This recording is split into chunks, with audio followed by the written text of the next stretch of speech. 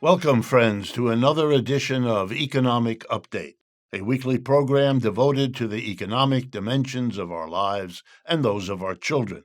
I'm your host, Richard Wolff. I want to thank Shane Knight for putting together the last few weeks of the Best Of series. It gave us time to rebuild and to plan for the autumn, which I'm about to tell you about. I want to welcome you, of course, to the return of a more or less normal life into the autumn of 2025. Now to the events that we have planned. It begins with the collaboration between the Democracy at Work organization and the Left Forum. That group, which has been around for 40 years, holding conferences every year in New York City, used to be called the Socialist Scholars Program and other names. We're very proud to be working with them. And one of our immediately new programs is a class, a series of classes, 4 to be exact, starting September 15th. It's called This First Course, and it'll meet, by the way, every Monday in the afternoon, 4 times. That's what it'll be. And it'll be presented as a course on understanding capitalism. 3 professors are collaborating to produce it. I'm one of them. But my colleagues who will be working on it with me, and you will be seeing and hearing them, is Professor Clara Mate from the University of Tulsa in Oklahoma, and Professor Shahram Azar from Bucknell University in Pennsylvania. It's a really superb course, and I urge you to consider registering for it. To do so, you just go to the Left Forum website. That's www.leftforum.org/LEP, and that's for Left Educational Project. www.leftforum.org/LEP for the course. I also want to remind you of a new book that we are helping to distribute, very timely, called From the Flag to the Cross, Fascism, American Style, just released. It has essays by Chris Hedges, by Margaret Kimberly, by Kashama Sawant, and a whole group of others on a topic that could not be more timely. The book will be formally launched, and you are all invited, on September 24th at 6 p.m. at the Francis Fight Club in the East Village, number 40 Avenue C. You do need to RSVP, so if you want to do that, go to our website, democracyatwork.info, and you'll see the banner there that will allow you to do that. Again, September 24th at 6 p.m., Francis Kite Club in New York City. We are also proud to announce a book sale. Our series is now complete. Understanding Marxism, Understanding Socialism, and the final new book, Understanding Capitalism. You can get them all at a discount by simply going again to our website, democracyatwork.info/books, and you can learn all about it. Finally, we have 2 large open public events scheduled in October. One on October 9th and the other one on October 11th. Very briefly, the one on October 9th is an open public meeting on where we go from here. It's time for a change, and it'll be presented as a discussion by 4 of us who have done this kind of work together in the past: Cornell West, Chris Hedges, Laura Flanders, and myself, at the John Jay College of the City University of New York on October 9th. And again, go to our website, democracyatwork.info, for information and registering for that. And finally, Women Building Up in Brooklyn, New York on October 11th. It will be a remarkable presentation by the People's Network for Land and Liberation, the Cooperative Economic Alliance, and it'll be a whole program about the solidarity economy and the work you can do learning about it and participating in it. Sorry for all these events, but we have been busy. Okay, let's go into our normal programming once again. I want to begin with a segment on something called Housing First. You may not be aware, but for several decades now, both Republican and Democratic governments at the federal level have adopted the program Housing First.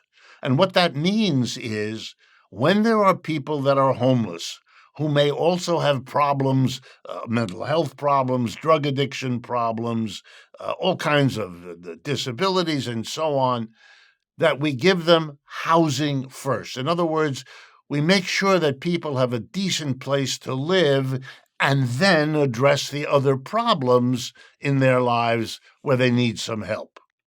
The Trump administration, in its hysterical cutting of government programs, has decided, of course, to cut housing first.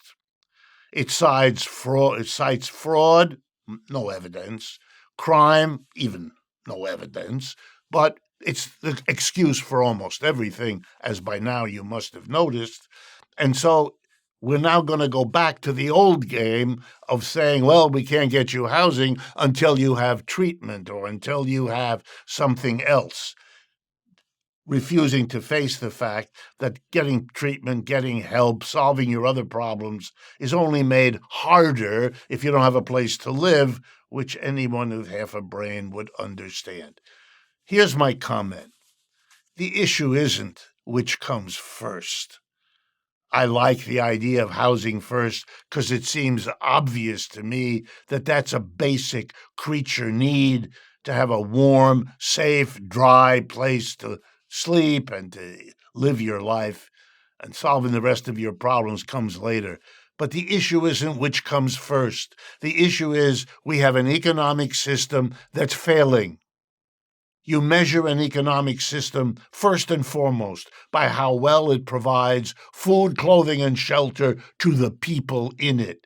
If you have hundreds of thousands or millions of people without adequate housing, which we do, who are either living in the tent or living in the street or living too many in too little space, well, our economy hasn't succeeded. The price of homes is too high, and the income of people is too low, and the combination means we have this horrible problem. To solve this problem, you either have to bring everybody's wages up or bring the price of housing down, or some combination. Anybody with a brain can see it, but we as a society can't seem to figure it out. Deciding whether housing is first or something else is first is a little bit like that old story of being busily rearranging the chairs on the deck of the Titanic as it sinks. I want to talk about a wealth tax. Spain is currently struggling over the establishment, which the government has proposed, of a tax on wealth. And let's be clear. Norway and Switzerland already have taxes on wealth. What do I mean?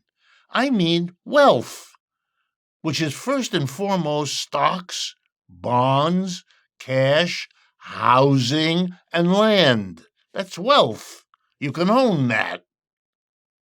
We don't have that in this country. The federal government doesn't tax wealth.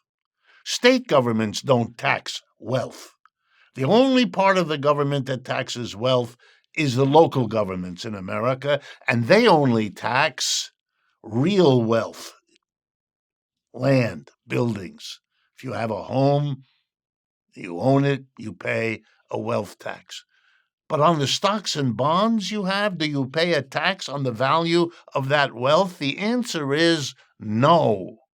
Please be careful and understand. You are required to pay a tax on income you get from the wealth, but not on the wealth itself. If you get a dividend, you pay an income tax on that. If you get interest, you pay an income tax on that.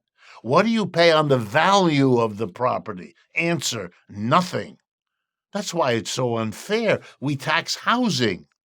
And guess what? If you own a home and it generates rent for you, you pay a property tax on the home plus an income tax on the rent.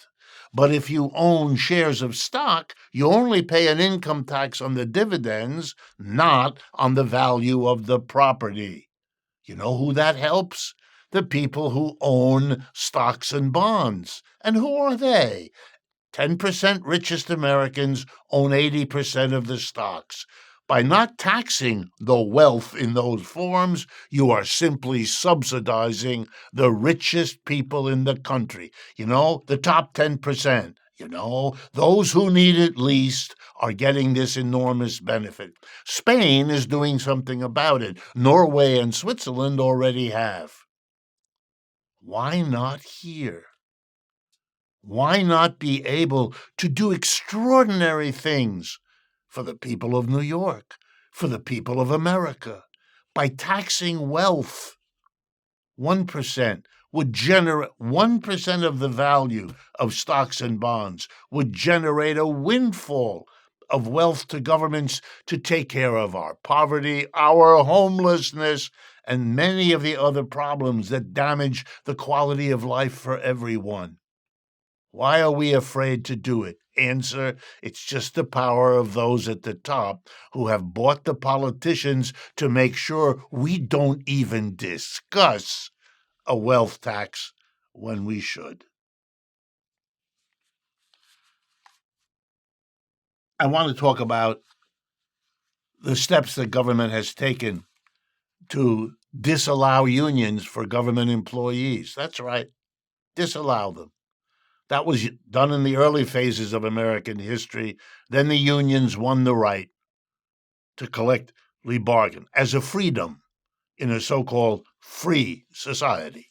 Mr. Trump and the courts are taking that away, and I want to alert you to it because it's going to affect us in thousands of ways that we need to worry about. Then I've been getting many inquiries from many of you. You ask me questions that go something like this. If you're retired, if you're older, if you're alone, what are the ways you can protect yourself against the declining American empire, against the shifts inside the United States as the people at the top make sure to hold on to their wealth as the system declines, which means the rest of us have to bear all the burden of a declining system? Well, part of me wants to tell you, well, there are people moving to New Zealand, which is true. Americans are leaving in ways they had never done before, at least not for many, many years. And that is an option.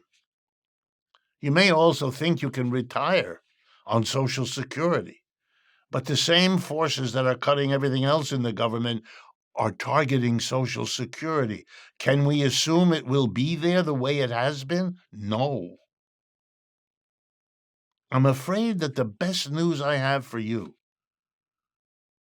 is to plea with you to understand you are not facing a personal problem.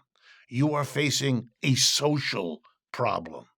The social system going down, our capitalist system, is protecting the people at the top. That's how they use their wealth and their power to preserve what they have, which we, who have less wealth and less power, can't do so well. That's an injustice. The solution to that social problem is a social movement. I hate to tell you this, you've got to get together with other people like yourself to move this country in a different direction, basically different, since unfortunately Republicans and Democrats don't disagree about the basic society. It's just the Republicans are dismantling it faster than the Democrats would. Stay with me. We've come to the end of the first half of our program. I will be right back.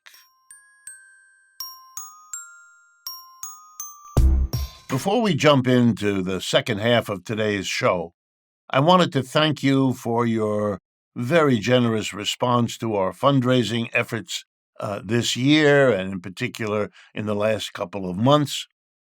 And in part responding to that, we are extending the availability of our limited edition linen covered hardcover version of Understanding Capitalism, the book I wrote and that we have been making available now for quite a while.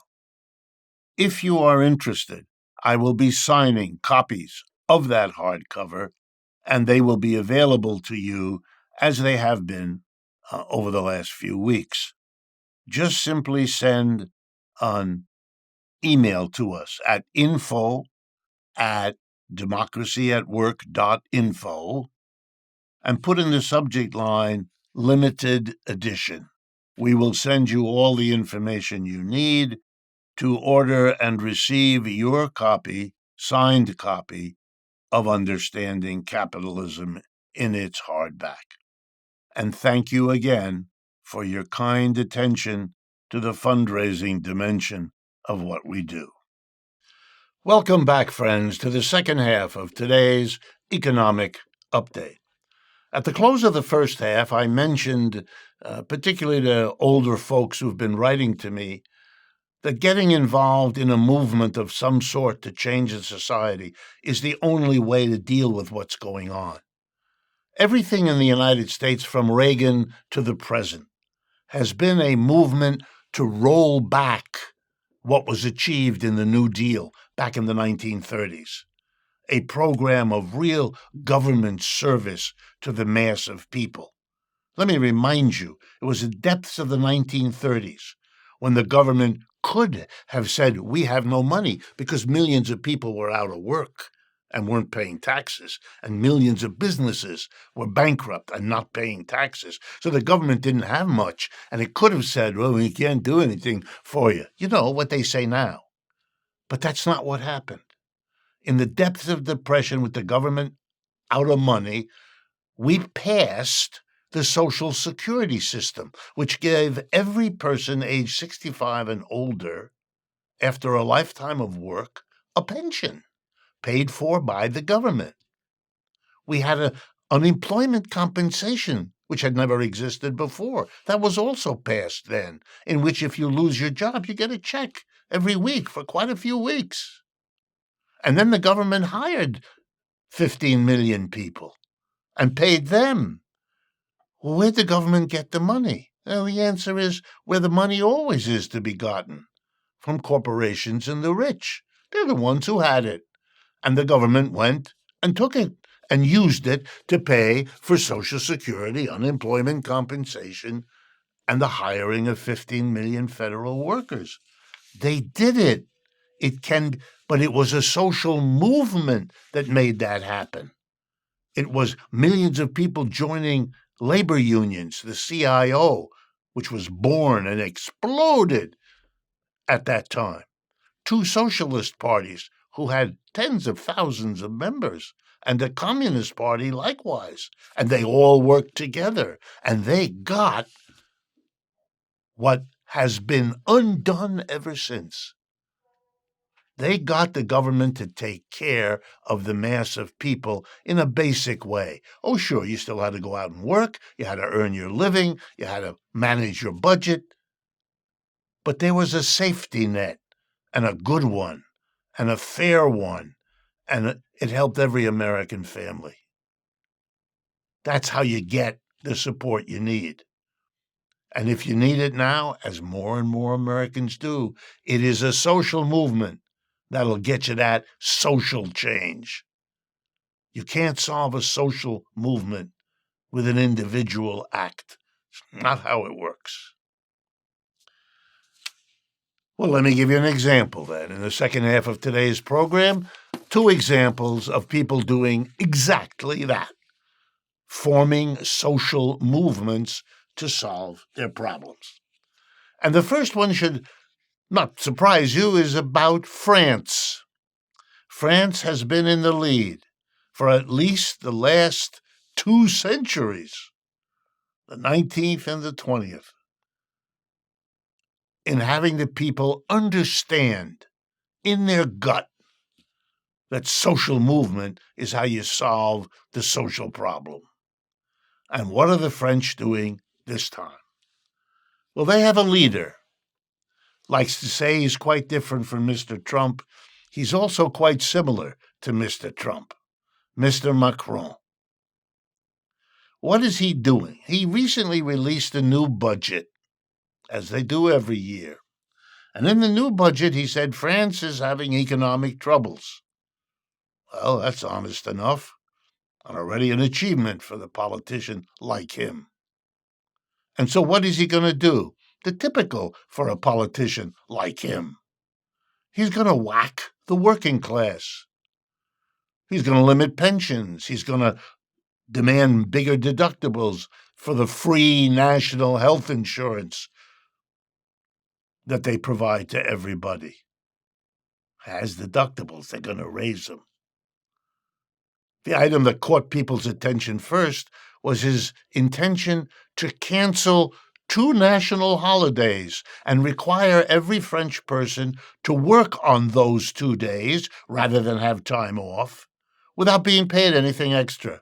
A free 2 days to the employer class. Notice, they benefit and the mass of people pay the price. Wow. And there are more horrible things.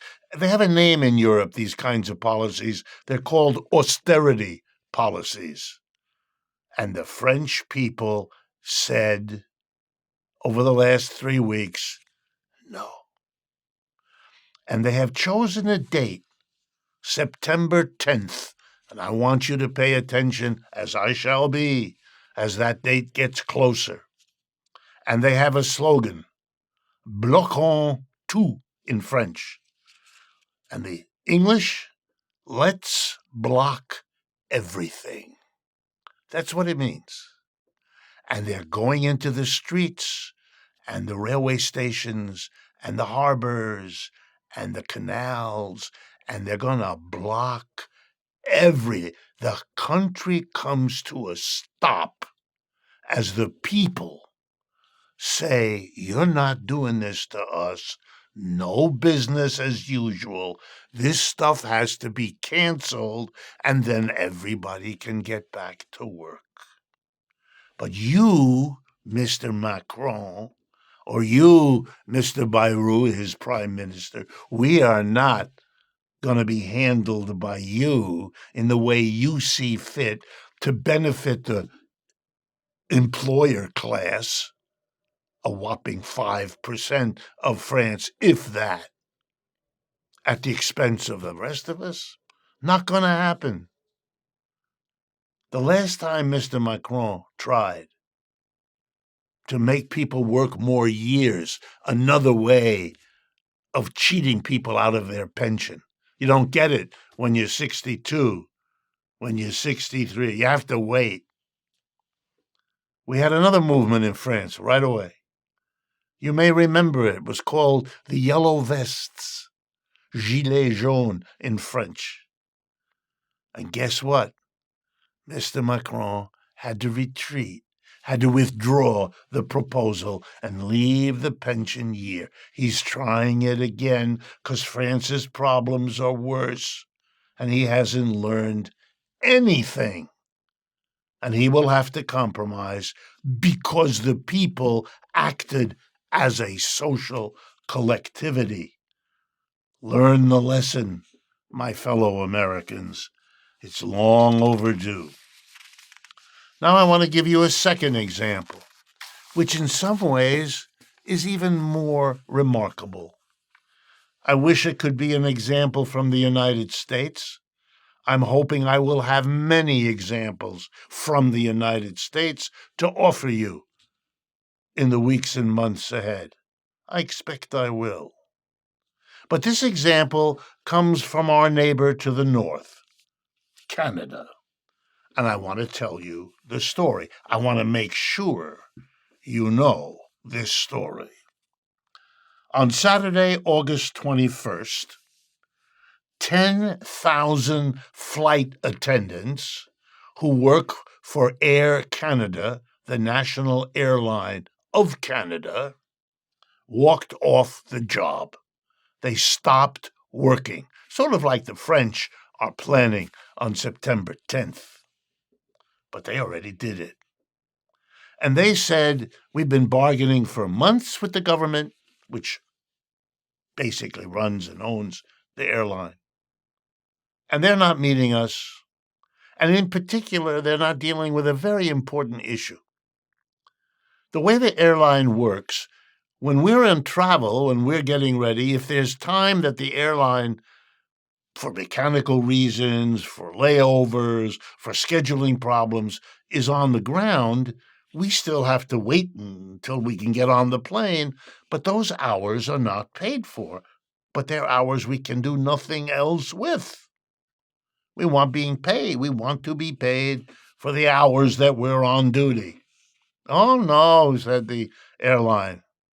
Oh, yes, said the air flight attendants. And they walked out. Now, so far, it's a story of worker solidarity, 10,000 people to mobilize them across the vast expanse of Canada, from Vancouver at one end to Montreal at the other. That's already an enormous organizing task. It's hard to make people act together. But does it pay off? You bet. So here's what happened. The Canadian government, in the hands of conservative types, immediately decided to use an obscure clause of Canadian law to order these workers back, while binding arbitration would resolve the question in whatever way an arbitrator might decide to do. Maybe with the union, maybe not. Meanwhile, the workers would have to work. And the 10,000 flight attendants did something, which is why I'm telling you the story. They looked at the government and politely they said, not gonna happen. And they didn't go back to work. They violated the government's order. They were therefore threatened with fines, jail. They didn't go back to work. And it suddenly dawned on that government that they were losing millions and millions of dollars because the airline couldn't move. Air Canada canceled its flights, and they have many, many flights all over the place. And so the government, by Tuesday morning, strike began on Saturday. By Tuesday morning, the government caved in, gave them the increase in salary to cover, met them about the day, the hours. And now, since then, Air Canada has resumed under a different program for its workers. Social action by that union solved the social problem of a government that thought it could solve its economic problems on the backs of workers. If you let the government in any country do that, it will. In most countries, that's the first place they look to solve their problems. They don't tax corporations and the rich to solve their problems the way they could to take care of the housing problem in this country overnight. No. They're going to rearrange the chairs on the deck of the sinking Titanic instead. Social action, something you need organizations to help you do. That's what an organization is, a way to add up the individual feelings, the individual needs into a collective agenda. Workers bargain collectively because they can do much better than when they bargain individually. They learned that hundreds of years ago as they struggled in a capitalist system to have a decent life for themselves and their families. We need to learn from the labor movement's recognition that what applies to a worker relative to an employer applies to all of us relative to the dominant wealth and power in our society, which is the corporations first and foremost, and the politicians their money has bought. Thank you for your attention. I'm really pleased and happy to be back, and as always, I look forward to speaking with you again next week.